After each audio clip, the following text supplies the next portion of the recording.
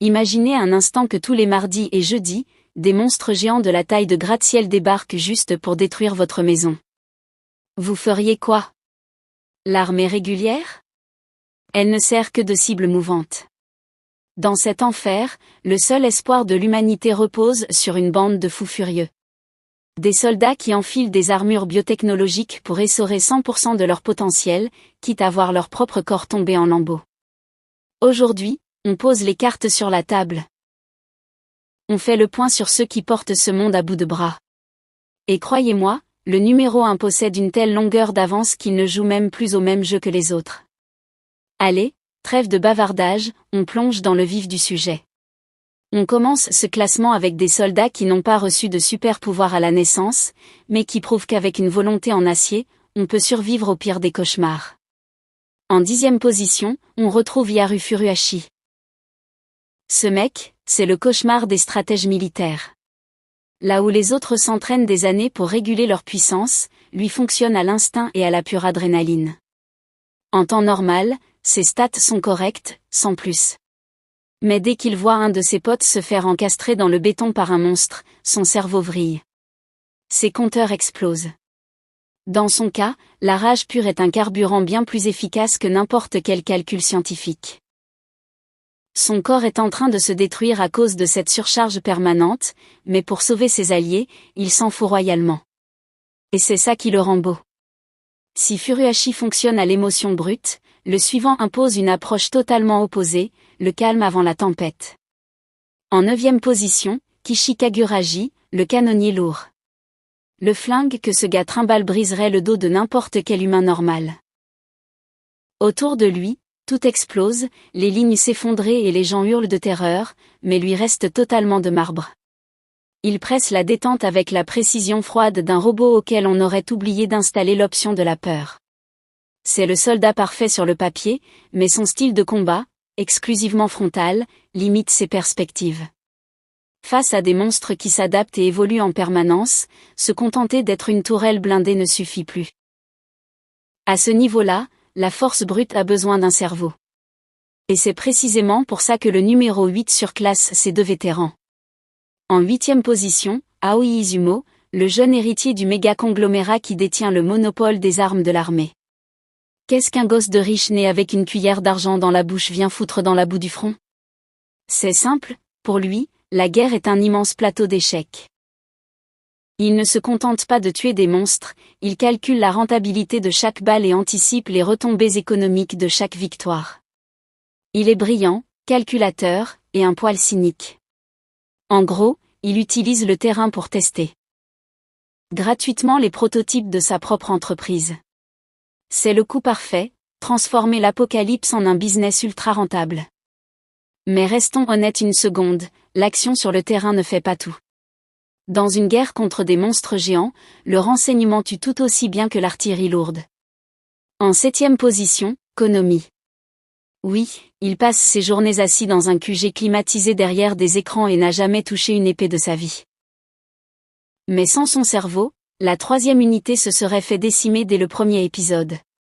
Pendant que les capitaines font le spectacle en première ligne, Konomi traite des montagnes de données à la seconde pour maintenir l'ordre au milieu du chaos. Il sait mieux que les soldats eux-mêmes combien de balles il leur reste et à combien tourne leur pouls. La vraie puissance, ce n'est pas seulement d'avoir des gros bras, c'est de savoir exactement où et quand frapper. Et sans lui, les combattants avanceraient les yeux bandés. Sur le terrain, cette clarté tactique permet aux spécialistes du Corax en grave corps d'exprimer toute leur rage. En 6e position, Kikoru Shinomiya, la jeune prodige à la hache géante. Fille d'un commandant de légende, elle compense son manque d'expérience par une vitesse et une technique qui font passer les lois de la gravité pour une blague. Elle ne court pas sur le champ de bataille, elle vole. Son potentiel est absolument terrifiant, alors pourquoi seulement 6e? C'est simple, elle est encore trop verte. Elle n'a pas encore pris assez de coups durs. Les vieux de la vieille qui ont survécu à des montagnes de cadavres ont un mental qu'elle n'a pas encore forgé. Mais attention, elle n'a même pas encore effleuré son plafond de verre. Dès qu'elle aura pleinement assimilé l'héritage de sa mère, ce classement va complètement voler en éclats. Accrochez-vous, parce qu'à partir d'ici, on change de dimension. Oubliez la stratégie, oubliez la technologie. Le top 5, c'est le territoire des monstres sacrés. On parle d'humains qui ont troqué leur propre humanité contre une puissance pure et presque effrayante. Face à ces 5 officiers, les soldats d'élite de la force ont l'air de simples civils. En 5e position, Soshiro Oshina, le chirurgien de l'extrême.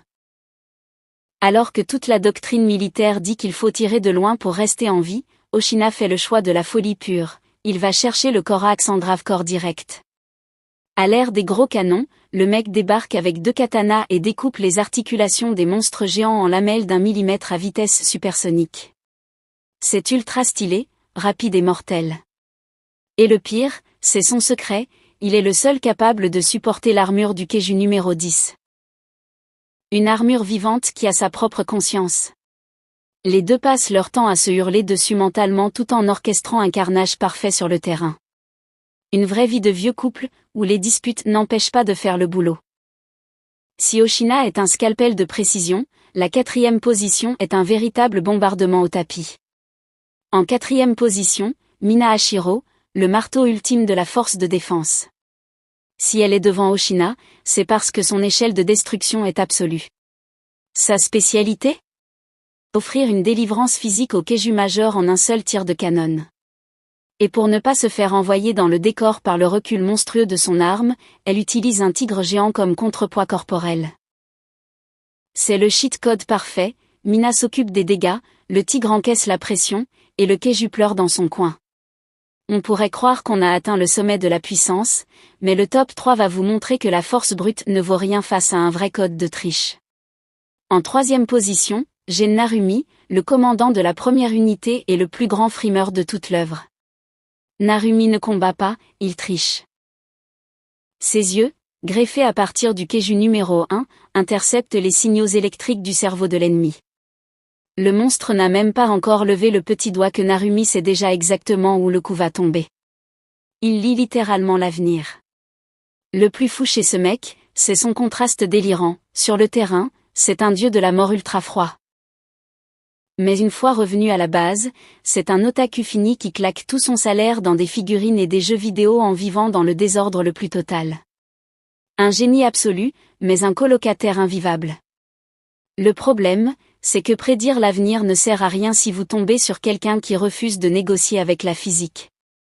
En 2e position, Isaoshi no Miya, l'arme de destruction massive humaine. Narumi gagne grâce aux infos, Mina grâce au canon, mais ce vieux briscard s'en fout des fioritures. Sa logique est simple, si un monstre est encore debout, c'est que le coup de poing n'était pas assez fort. Équipé de gantelets forgés dans les os du Keiju numéro 2, il brise le mur du son à main nue pour refaire le portrait des monstres. Le vieux n'esquive jamais, il encaisse les attaques en plein thorax avant de renvoyer une torgnole avec 3 fois plus de puissance. C'est l'ancienne école.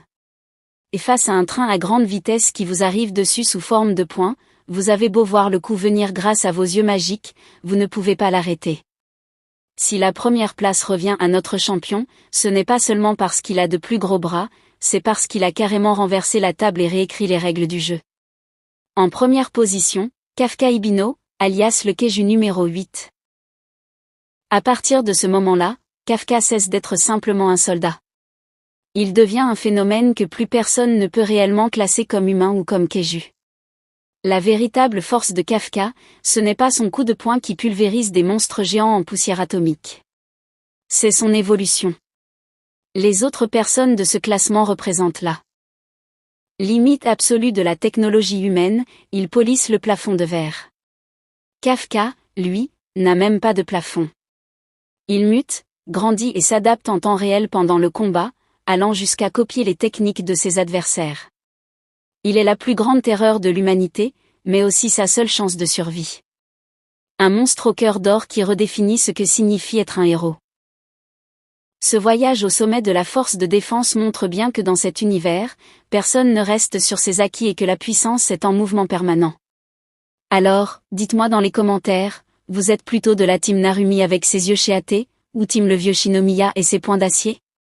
Donnez-moi vos meilleures théories, je veux voir de vrais débats en commentaire. Si la vidéo vous a plu, lâchez votre plus beau pouce bleu, Abonnez-vous pour ne pas rater les prochaines analyses, et d'ici là, prenez soin de vous. À la prochaine!